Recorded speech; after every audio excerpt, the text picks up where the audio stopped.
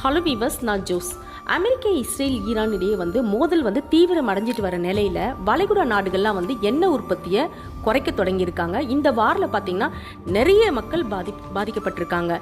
ஈரானில் மட்டும் கிடையாது, இஸ்ரேலில் மட்டும் கிடையாது, அமெரிக்கா மக்கள் எல்லாருமே நிறைய மக்கள் இறந்துருக்காங்க.